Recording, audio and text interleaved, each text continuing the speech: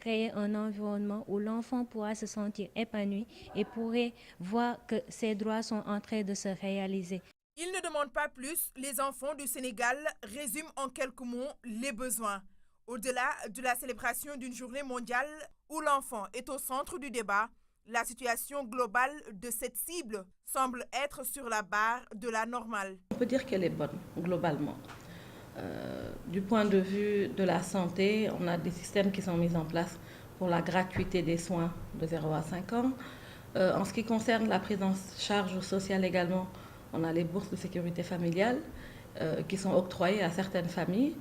Du point de vue de la nutrition également, beaucoup d'efforts ont été faits. Normal, certes, mais pour l'État, il reste encore beaucoup à faire.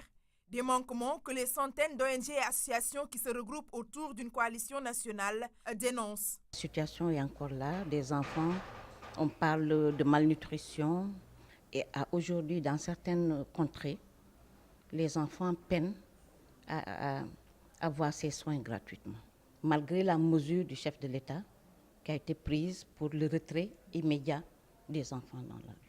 La question de l'errance des enfants, ou plutôt une mendicité qui semble être dénaturée de son origine, est l'une des problématiques majeures du secteur de l'enfance au Sénégal. Une question qui est très sensible parce qu'il y a plusieurs variables qui rentrent en ligne de compte, les variables sociales, culturelles, religieuses.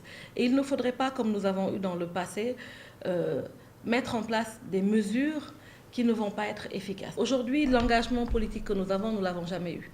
Le président de la République a demandé officiellement de retirer les enfants de la rue. Sur la modernisation des daras et sur la réorganisation des daras. C'est un décret portant organisation des daras. Ce projet-là va être une des clés très importantes dans la prise en charge de cette question de la mendicité des enfants-là. Pour la cible concernée, les lois et les conventions signées ou ratifiées doivent être appliquées. Quand est-ce que nous pourrons voir au Sénégal que nous avons un code de l'enfant qui pourra régler pas mal de problèmes, notamment le relèvement de l'âge du mariage. C'est toujours pas admissible que la CDE et les textes nous disent que l'âge du mariage c'est à 18 ans pour la jeune fille et qu'au Sénégal on admette le mariage de la fille à partir de 16 ans ou de 13 ans. C'est inacceptable. Les actions de la société civile ne se font pas souvent en synergie, ce qui constitue un frein au travail abattu sur le terrain. C'est à l'État de prendre les dispositions telles que définies dans les conventions. Et la contribution de la société civile vient renforcer cela. Les gens qui disent qu'on est dispersés, ils n'essayent pas de comprendre comment ça se passe. Le fond du problème, c'est est-ce que dans la planification, la budgétisation, jusqu'à la mise en œuvre des politiques, les droits de l'enfant sont à tous les niveaux pris en compte et qu'on donne une priorité à justement ces droits de l'enfant. Un combat pour le bien-être des enfants. Sans les enfants, ces mômes n'en veulent pas. L'enfant a le droit à la participation, mais pas n'importe quelle participation. Il a droit à une participation qui est active, une bonne participation, une participation positive.